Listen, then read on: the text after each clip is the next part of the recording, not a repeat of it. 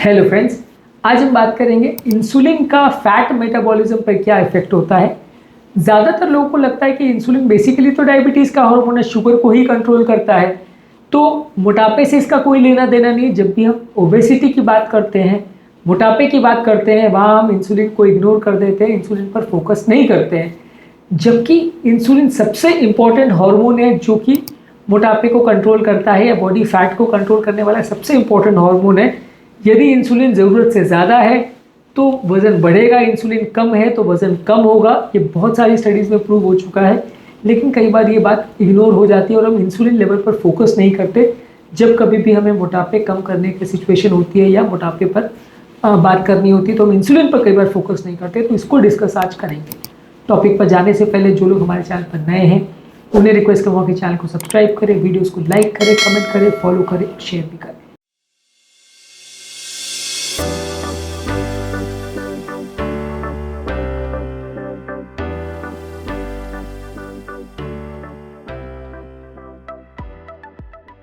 Basically insulin जो है sugar metabolism से डील करने वाला हार्मोन है। शुगर मेटाबॉलिज्म यानी शुगर के पाचन को, ग्लूकोज के पाचन को कंट्रोल करने वाला सबसे इम्पॉर्टेंट हार्मोन यही है। जब कभी ग्लूकोज बॉडी में जाता है तो उसके साथ क्या होगा, वो कितना स्टोर होगा, कितना पाचन होगा, कितना वो फैट बनाएगा, ये सब चीज़ इंसुलिन कंट्रोल करता है। बेसिकली जब बॉडी में एक्स्ट्रा ग्लूकोज हो तो इंसुलिन का काम क्या है कि वो उसको फैट बनाकर स्टोर करता है। इंसुलिन बेसिकली हर जगह पे ग्लूकोज को ट्रांसफ़र करता है, कोशिकाओं में पहुंचाता है। जब कोशिकाओं को इंसुलिन की ज़रूरत होती है तो कोशिकाओं में पहुंचाता है, और जो एक्स्ट्रा शुगर या ग्लूकोज ब्लड में होता है उसका फैट बनाता है, यानी डी नोवो लाइपोजेनेसिस करता है। फैट को बना करके फैट के जो स्टोर हाउसेज है या पेट है या जहाँ पे भी फैट स्टोर होता है वहाँ पे उसको स्टोर करने का काम इंसुलिन का है, जो कि बहुत इंपॉर्टेंट है। इसके अलावा जो फैट टूटने का प्रोसेस है उसको रोकता है। अब ऑब्वियसली अगर एक बॉडी में एक्सेसिव ग्लूकोज है, उसको इंसुलिन फैट बना रहा है, वही सेम टाइम पे अगर फैट टूटना भी चालू है और फैट से वापस ग्लूकोज भी बनना का प्रोसेस चालू है, तो दोनों काम एक साथ नहीं हो सकते कि एक तरफ से आप फैट बना रहे हो, दूसरी तरफ से आप फैट को जला रहे हो। तो ये काम को रोकना भी इंसुलिन का ही काम है कि फैट का जलना, यानी लाइपोलिसिस जो है फैट का बर्निंग प्रोसेस है जिसमें ग्लूकोज बनता है, वो प्रोसेस को भी रोकने का काम इंसुलिन करता है। यही कारण है जब बॉडी में एक्सेसिव इंसुलिन होता है तो फैट बनना चालू रहता है और उसका टूटना रुक जाता है। यानी अगर आप एक्सरसाइज भी कर रहे हो, डाइटिंग भी कर रहे हो, कोई भी कारण से आप अगर वजन कम करने की प्रयास कर रहे हो, लेकिन यदि बॉडी में इंसुलिन ज़्यादा है, खासकर जो टाइप 2 डायबिटिक्स में होता है कि बॉडी में एक्सेसिव इंसुलिन होता है और वो अपने सेल्स वाले रिसेप्टर में काम नहीं कर पाता है, तो वहाँ पेशेंट खाता चला जाता है, उसका वजन बढ़ता चला जाता है, कोशिकाओं को ग्लूकोज नहीं मिलता है, उसके बावजूद व्यक्ति को भूख लगती रहती है और उसका जो भी खाद्य पदार्थ वो खाता है वो फैट बनता चला जाता है, वजन उसका बढ़ता चला जाएगा, डायबिटीज़ उसकी बिगड़ती चली जाएगी, लेकिन उसको कोशिकाओं में ग्लूकोज नहीं मिलेगा। तो ये इंपॉर्टेंट काम इंसुलिन का है। और काफ़ी स्टडीज़ ने ऐसा शो किया है कि किसी व्यक्ति को यदि आप कैलोरी रिस्ट्रिक्शन भी कर लो, लेकिन अगर आप इंसुलिन देते जाओगे तो वो मोटा हो जाएगा। जबकि कोई व्यक्ति ऐसा है जिसको इंसुलिन की कमी है बॉडी में, जैसे टाइप 1 डायबिटिक्स होते हैं, उनको आप कितना भी खिला दो लेकिन अगर इंसुलिन नहीं दोगे तो उनका शरीर दुर्बल होते चला जाएगा और वो स्टार्वेशन में चले जाएंगे और स्टार्व करके मर जाएंगे, लेकिन उसकी बॉडी फैट नहीं बनाएगी, क्योंकि ये फैट बनाने का जो प्रोसेस है वो बहुत हद तक इंसुलिन ही कवर करता है, कंट्रोल करता है। यही कारण है कि टाइप 2 डायबिटिक्स ज़्यादातर मोटे होते हैं और टाइप 1 डायबिटिक्स ज़्यादातर पतले होते हैं, क्योंकि टाइप 1 डायबिटीज़ में बॉडी में इंसुलिन की कमी होती है, टाइप 2 डायबिटिक्स में इंसुलिन एक्सेस होता है। ये खाने से इतना ज़्यादा कंट्रोल नहीं होता। यही कारण है कि हम कैलोरी रिस्ट्रिक्शन करके, या यही कारण है कि हम सिर्फ एक्सरसाइज करके यदि हम इंसुलिन पर फोकस नहीं करते हैं तो हम वज़न नहीं कम कर पाते हैं, क्योंकि इंसुलिन अगर बॉडी में ज़्यादा है तो फैट बढ़ता रहेगा। भले आप कितना भी कैलोरी रिस्ट्रिक्शन कर लो, आपको भूख लगती रहेगी, आप परेशान होते रहोगे, लेकिन बॉडी वेट कम नहीं होगा, क्योंकि फैट जलने का फैक्ट्री को तो इंसुलिन ने बंद कर दिया है।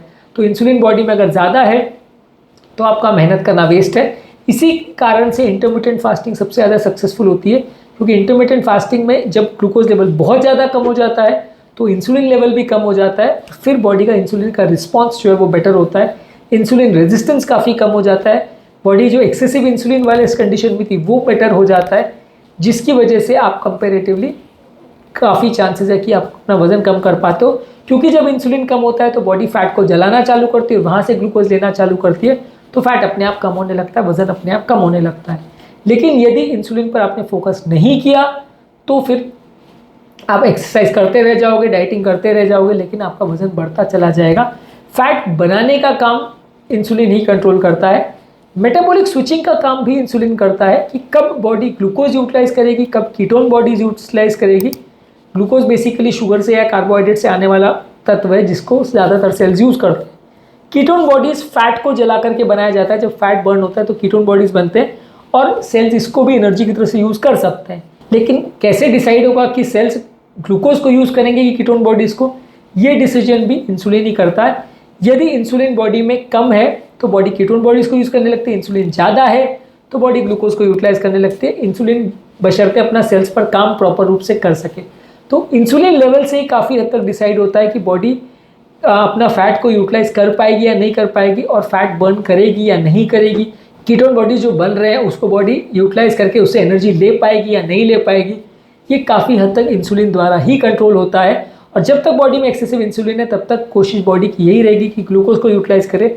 जब आपका इंसुलिन कम होगा उसके बाद ही बॉडी फैट को जलाना चालू करेगी और कीटोन बॉडीज़ को यूज़ करना चालू करेगी। तो कीटोन बॉडीज़ को अगर आपको यूज़ करना है एनर्जी की तरह से और फैट्स को अगर जलाना है तो इंसुलिन पर फोकस करना बहुत ज़रूरी है। और कैसे भी करके आपको इंसुलिन कम करना है, बाहर से इंसुलिन भी आपको नहीं देना है। कई बार क्या है, डायबिटिक पेशेंट्स में आप शुगर लेवल्स को कंट्रोल करने के लिए इंसुलिन देते चले जाते हैं। जितना ज़्यादा आप इंसुलिन देते चले जाते हैं आदमी मोटा होते जाता है। यही कारण है कि आप जब डायबिटिक वाले टाइप 2 पेशेंट्स को इंसुलिन देते हैं उनका वजन बढ़ता है। उनका शुगर लेवल भले कंट्रोल में आ जाए लेकिन उनका वजन बढ़ता चला जाता है, जिससे कि उनका इंसुलिन रेजिस्टेंस बिगड़ते चला जाता है और इंसुलिन की डोज रिक्वायरमेंट बढ़ते चली जाती है। एक चेन साइकिल चालू हो जाता है। आप इंसुलिन देते जाओ, फैट बढ़ता जाएगा, रेजिस्टेंस बढ़ता जाएगा और इंसुलिन की ज़रूरत बढ़ती जाएगी।